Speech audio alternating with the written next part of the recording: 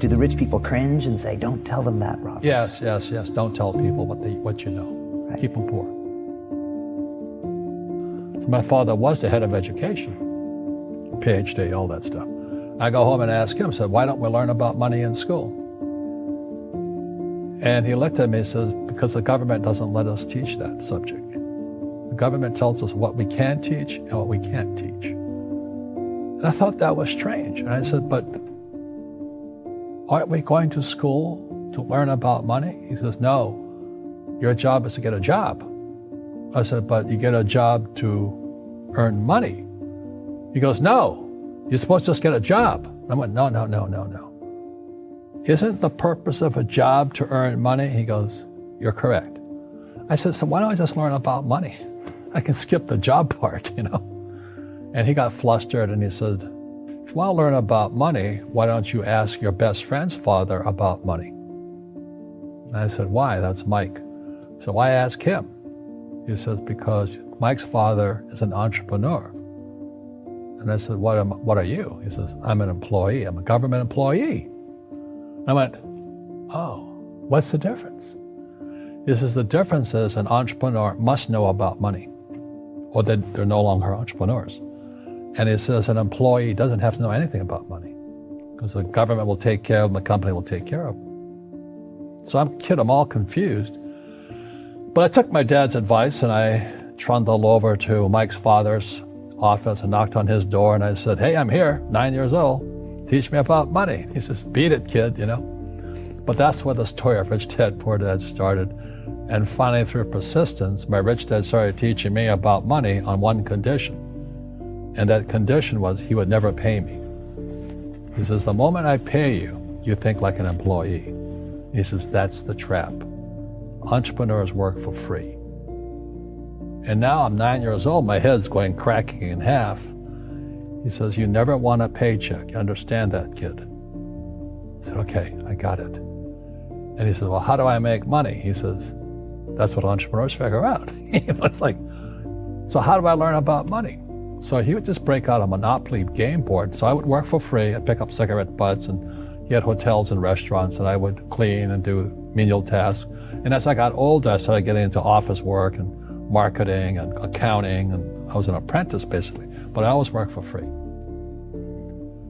And he would teach me about money, but the way he taught me about money was playing Monopoly. And I finally one day I got upset. I said, well, when are you going to teach me about money? He says, what do you think we're doing?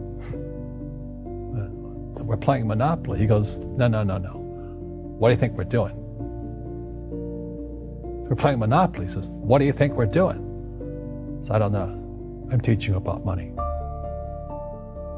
And then that's when, you have one green house. He says, there's many formulas for great success in money. There's thousands of them. But one of the best ones is found on the game of Monopoly. It still is today.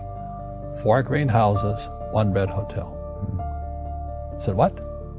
He says, one of the greatest ways to acquire great wealth is playing Monopoly in real life. 4 green houses, 1 red hotel. Well, is that all there is? He goes, that's it. And he says, what do you think I'm doing? And I went, I don't know.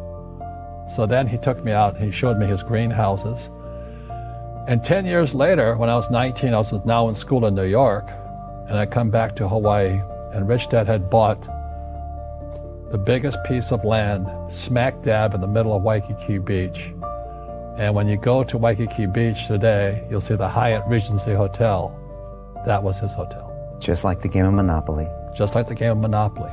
Acquired assets and they became bigger assets. He just kept what's called an assemblage, because that property wasn't that big at the time. So he had to buy out all the small guys. Because Waikiki was a little dirtwater little town. So he'd buy out this shop owner and buy that shop owner. And it took him a while, but he finally assembled this large piece of property. And then he and Hyatt put up this giant hotel. It just sold for $800 million. So that's how I learned about money.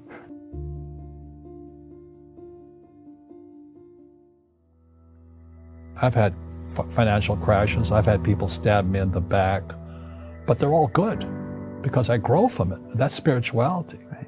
People who are afraid of making mistakes, like they teach in school, they don't ever grow. Because spirituality is there's good and there's bad, there's right and there's wrong, there's up and there's down. Most people only want to be right, they only want to be positive. Well, you can't have that. That's not reality. Well, I wasn't poor by most people's standards, but I came from a family with a poor attitude, if you know what I mean. Because rich, poor, middle class, poverty starts with a fundamental attitude. Poverty is passed on. It's taught in your families. And middle class is taught in families. And so the people right now who are sitting at home, who are struggling financially or worried about money or unhappy, they may be making a lot of money, but unhappy with what they're doing, it was probably taught to you. Your superego was taught, get a job, work hard, or you'll never be rich, or the rich are evil, or whatever. The school system will never teach you about money. The school system was designed to teach you to be an employee, which is important, or a doctor or a lawyer, a specialist, but never about money. And what most people lack is real business knowledge, like accounting, like debt, like taxes. You got to know that stuff, but they don't teach it in school to anybody. So, and then when people ask me, how did your rich dad learn this when your poor dad, a PhD, didn't? And the answer is very simply, my rich dad, who's my best friend's father, his father died when he was 13. So rich dad had this family business at 13 to run. So he had to drop out of school, which was his blessing. There's blessings, and sometimes the blessing doesn't look like a blessing, but it turned out to be a blessing. And then his teachers became his bookkeeper, his accountant, his attorney, his banker, his real estate agents. So he has what I call real teachers, not these fake teachers in school. You see, most teachers in school, they're out of ethics. They teach subjects they themselves don't practice. I asked the teacher, I said, I'm in my third year of calculus now. It was called strength of materials. I said, am I ever going to use this stuff? He goes, no.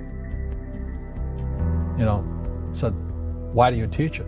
He says, because I get paid. I said, do you ever use it? He goes, no. And that's why, you have to, in life, one of the things I suggest to people, you got to find a real teacher versus a fake teacher.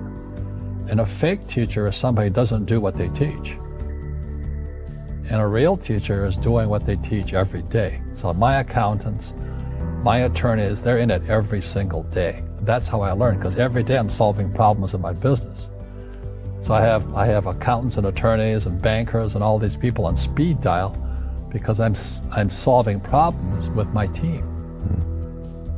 I see you giving this knowledge out, and yeah. Do the rich people cringe and say, don't tell them that, Rob? Yes. Don't tell people what you know. Right. Keep them poor. But, unfortunately, the poor, as was in the Bible, I'm not real religious, the poor will always be amongst us because it starts up here. Right, it's that fear mentality. It's in their words, and the words become flesh. Again, I'm not really religious. I flunked out of Sunday school also. But when they say I can't afford it or I can't do that, they go down. They become what they say. My PhD daddy says, what do you think I am, made of money? I can't afford that. And my rich dad would say, that's why he's poor. Poor people say, I can't afford it, I can't do that, I don't have time. Because it's an escape.